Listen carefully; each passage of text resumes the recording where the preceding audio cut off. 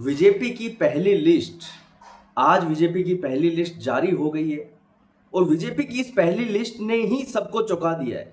जी हाँ, मैं यहाँ पे कैंडिडेट का नाम नहीं कह रहा हूँ कि कैंडिडेट के नाम ऐसे बीजेपी ने कैंडिडेट ऐसे उतारे हैं, ऐसे ऐसे कैंडिडेट के नाम लिस्ट में जारी किए हैं जिससे सब हक्के बक्के रह गए हैं। मैं ये नहीं कह रहा हूँ, मैं कह रहा हूँ कि बीजेपी की पहली लिस्ट से सबको चौंका दिया है। मैं ये लाइन ध्यान से सुनिएगा। मैं इसलिए ये लाइन बार बार बोल रहा हूं कि बीजेपी की पहली लिस्ट ने, महाराष्ट्र में बीजेपी की उम्मीदवारों की पहली लिस्ट ने इसलिए सबको चौंका दिया है कि जहां बीजेपी अपनी सभी सीटों को कंफर्म करके बैठी है, मतलब महायुक्ति जो बीजेपी का गठबंधन है जिसमें बीजेपी है, एकनाथ शिंदे की शिवसेना है, अजित पवार की पार्टी है, ये सब जो गठबंधन है उन्होंने जहां अपना सीटों का शेयरिंग का फॉर्मूला एक आसानी से क्रैक कर लिया है, वहीं अभी तक कांग्रेस, उद्धव ठाकरे की शिवसेना, शरद पवार की पार्टी, उनके बीच में इतना ज्यादा अभी कंपटीशन कह दीजिए, लड़ाई कह दीजिए, नाराजगी कह दीजिए, ये सब चल रहा है। उसका देखने का आज एक बहुत बड़ा एक उदाहरण मिला। उद्धव ठाकरे के नेता ने एक बात कही कि मातोश्री भवन में एक high level meeting Uddhav Thackeray ले रहे हैं। ये मीटिंग एक्चुअल में इस चीज पर है कि अभी तक उद्धव ठाकरे को कौन सी सीटें दी जाएगी, इसका सीटों का शेयरिंग का फॉर्मूला नहीं हुआ। मतलब सीट शेयरिंग अभी तक उद्धव ठाकरे के मन मुताबिक नहीं बताई गई। और यहां तक कहा गया, संजय राउत द्वारा यहां तक कहा गया कि यदि आज ये नहीं होता है तो हम हमारी पहली लिस्ट जारी कर देंगे। मतलब जो पार्टियां एक साथ होकर लड़ रही है चुनाव, वही एक दूसरे पर लांछन, गालियां, थप्पड़ मुक्का, ये सब चल रहा है।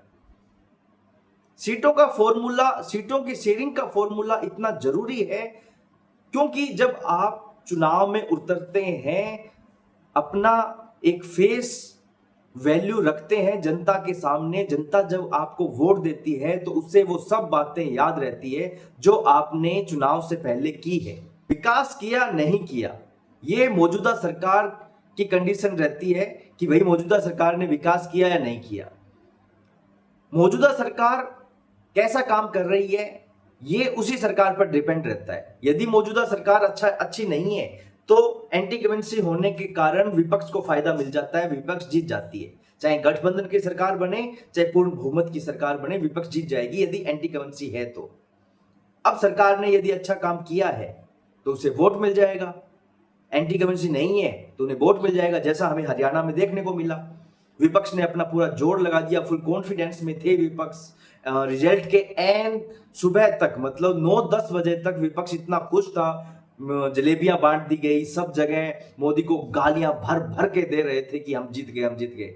11 बजते बजते सबके गले के पानी सूख गए, सबका चेहरा उतर गया क्योंकि बीजेपी आ गई थी। मतलब ये हमने हरियाणा में भी देखा है ये कि मौजूदा सरकार रहती है और काम अच्छा करती है, उसे वोट मिल जाएगा। यदि सरकार अच्छी नहीं है, एंटी कमेंसी है, तो विपक्ष को फायदा मिलेगा। पर सरकार और विपक्ष की बात या ना करके मैं बात कर रहा हूं सीट शेयरिंग फॉर्मूले की। अभी आप सीट शेयरिंग ही नहीं कर पा रहे हैं, कैसे आप चुनाव में उतरेंगे, कैसे आप जनता से वोट मांगेंगे, क्या कहेंगे जनता को। और दूसरी बात, आज एक बात अच्छी कह सकता हूं क्योंकि एक बहुत अच्छी बात हुई। बातों बातों में संजय राउत ने एक बात कह दी, उद्धव ठाकरे की टीम से कह दीजिए या उद्धव ठाकरे की टीम ने कह दी, ये सब सही रहेगा कि उद्धव ठाकरे की टीम ने एक बात कह दी। जब सीट शेयरिंग की बात चल रही थी तब उद्धव ठाकरे ने कहा कि यदि सीट शेयरिंग सही से नहीं हुई, जो बीजेपी के साथ होता था फिर वो होगा, हम कैंडिडेट को हराएंगे फिर। मतलब जब बीजेपी और शिवसेना आपस में चुनाव लड़ते थे तब शिवसेना वाले बीजेपी के कैंडिडेट को हरवाते थे जो एक ही वे में, एक ही दल में चुनाव लड़ रहे हैं। और उसी में ही शिवसेना वाले, उद्धव ठाकरे की शिवसेना, प्रेजेंट टाइम में दो फाड़ है, उद्धव ठाकरे की शिवसेना वाले बीजेपी के कैंडिडेट को हराते थे। ये मैं नहीं कह रहा हूं, ये उद्धव ठाकरे की टीम ने ऑफिशियल अनाउंसमेंट दिया है। मतलब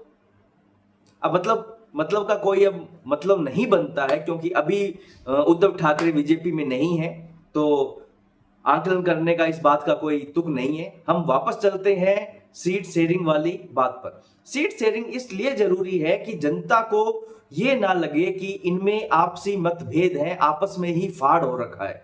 जैसे बीजेपी जब भी अपनी सीट शेयरिंग का काम करती है, आपस में उनकी कितनी भी नाराजगियां हो, मतभेद हो, मनभेद हो, कितना भी हो, वो सिर्फ टेबल तक रहता है, उस कमरे तक रहता है, कमरे के बाहर भी नहीं जाता है। ना तो ये मीडिया को पता चलता है, ना जनता को पता चलती है उनकी बातें। यदि मीडिया को पता चलती है तो सिर्फ और सिर्फ हवाबाजी, वो एक्चुअल में कुछ नहीं होता। बीजेपी की बातें मीडिया तक नहीं पहुंचती, और सिर्फ वही पहुंचती है बीजेपी की बातें जो अमित भाई शाह पहुंचाना चाहते हैं। इन तरीकों की जो बातें हैं सीट शेयरिंग वाली, जिनमें सीट शेयरिंग हुई, किसे कितनी सीट दी जाएगी, मुख्यमंत्री कौन बनेगा, हम किसे अध्यक्ष बनाएंगे, कौन स्पीकर का अध्यक्ष होगा, मतलब ये जो डिफिकल्ट चीजें हैं वो बीजेपी उस कमरे से बाहर नहीं जाने देती। यदि कोई अंदाजा लगाता है, जो कहते हैं सूत्रों के हवाले से खबर आई है, तो वो सूत्र नकली हैं, और यदि सूत्रों के हवाले से कोई खबर आई है तो अमित शाह के कारण आई है, वरना 80% 90% मीडिया की बीजेपी की खबरें सारी की सारी फेक बोगस। मतलब आज तक आप खुद देख लीजिए, जितनी भी बीजेपी ने स्टेट जीते हैं, मुख्यमंत्रियों का अनाउंसमेंट नहीं किया है, उससे पहले मीडिया ने जितने भी अटकलें लगाई है कि ये हो सकते हैं मुख्यमंत्री, ये हो सकते हैं मुख्यमंत्री, सब धरे के धरे बीजेपी कोई नया चेहरा लाके रख देती है। अब उसमें ये नहीं कह सकते हमने कहा था आपको, बार बार हमने कहा था आपको, नहीं कह सकते। क्यों? कहा ही नहीं है। बंदा ही ऐसा उठा के लेके आती है बीजेपी जो उन्होंने सोचा तक नहीं होता, जितने भी चुनाव हुए हैं। इसलिए कह रहा हूं कि बीजेपी, ये सब बातें इसलिए कह रहा हूं कि बीजेपी अपनी जो ऐसी बातें हैं जो मीडिया के कारण जनता में एक सोचने पे मजबूर करती है जनता को कि यार ये तो आपस में ही ऐसे उलझे हुए हैं, जनता का क्या ध्यान रखेंगे। क्योंकि आज की जनता, आज का एक सिस्टम वैसा नहीं है जो 15 साल पहले जो कुछ भी हो चल जाएगा।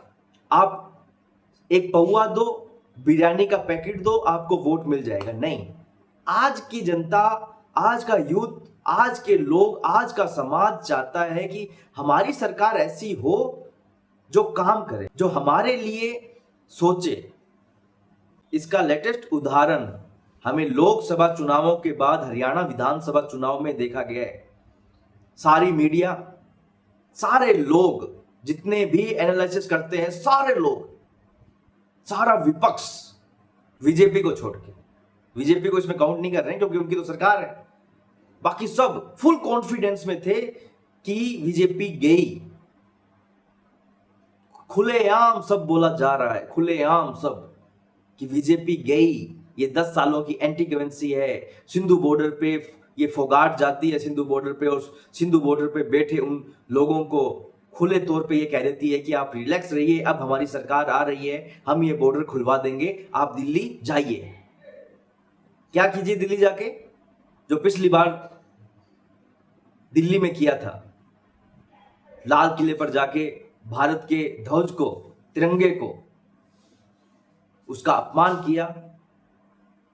उस दिन जहां पूरी दुनिया की नजरें भारत पर रहती है, उस दिन इतना बड़ा देश के तिरंगे का अपमान, देश का अपमान, वो सब कीजिए जाके, खुले तौर पर बोला।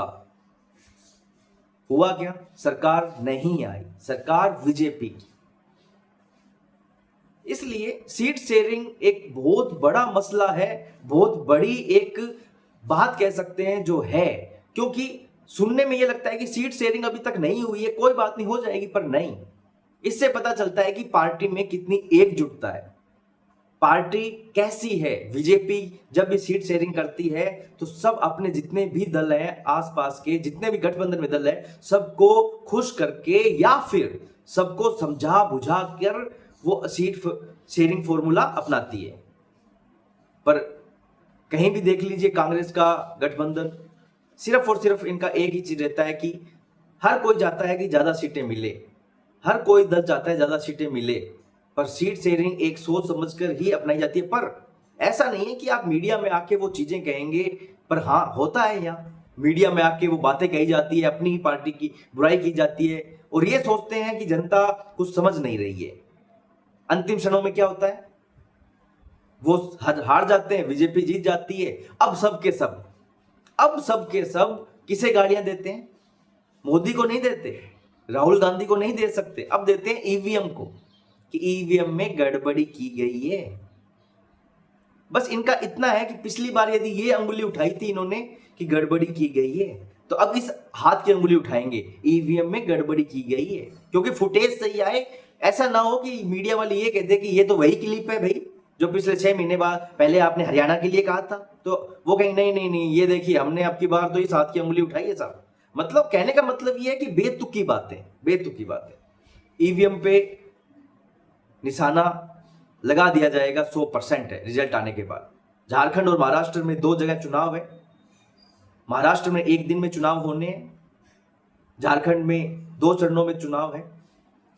अखिलेश यादव की अभी आपको एक बात बताता हूं। अखिलेश यादव ने पिछले दिनों 5 सीटों पर अपने उम्मीदवार उतार दिए का मतलब नाम घोषित कर दिए कि मैं इन 5 सीटों पर इन लोगों को चुनाव लड़वा रहा हूं, ये आपके उम्मीदवार हैं।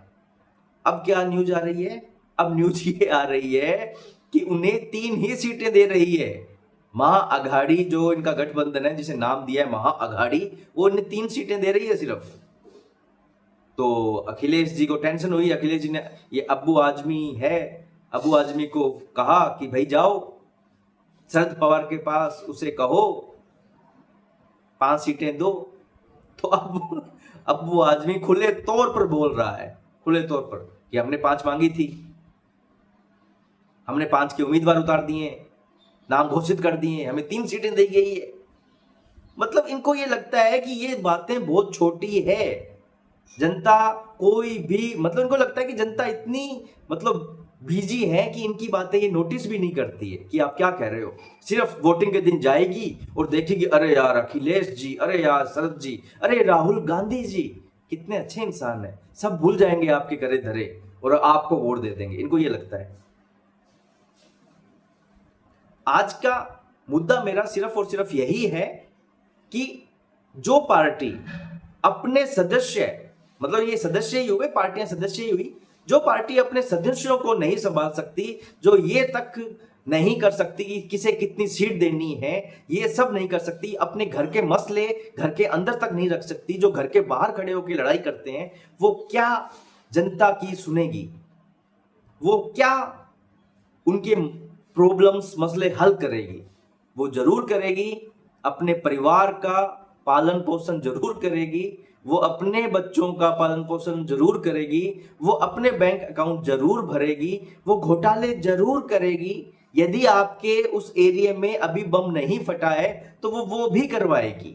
आपके एरिया में कोई घोटाला नहीं हुआ है तो वो भी करवाएगी।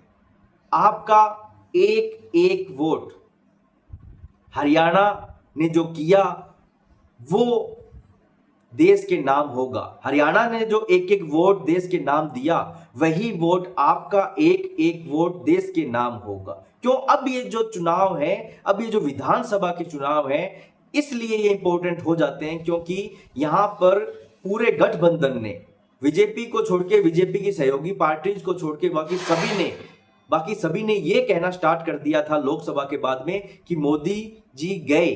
जी मैंने लगा दिया, वो नहीं लगाते, मोदी गया, मोदी की लोकप्रियता खत्म, मोदी की आंधी फुस, मोदी या फुस, पता नहीं क्या क्या कहा, पर वो आदमी नहीं रुका, उसी हिसाब से काम करने पे लगा हुआ है।